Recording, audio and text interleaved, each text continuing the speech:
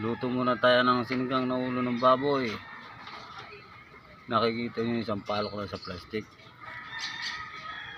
Kaya naka-plastic yan para pag mambot hindi madurog. Pamaya na lang pipisain yan sa mangkok, bubukod.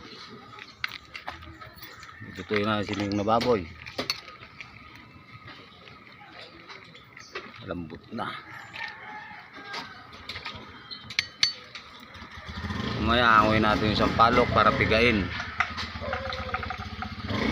Para ano.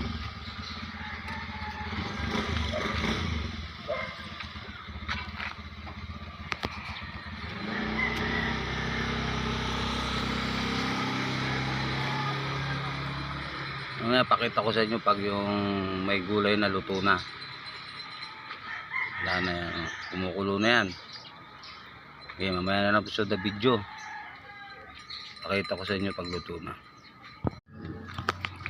Tataka kayo ako, sinigang pero repolyo nilagay, no? Eh, yan daw masarap, sabi nila. Repolyo. Tapos may gabi yan. Yan, malapit na maluto. Mga kaibigan, isang kulo na lang yan.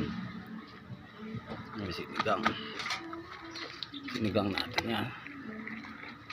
Sinigang na ulo ng baboy. Ayan na. Ihiwalay na yung laman sa buto, ulo.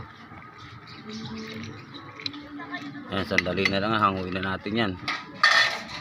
Ayan po. Ayan na, mainit na. Sinigang repolyo nilagay na gulay. Sige po.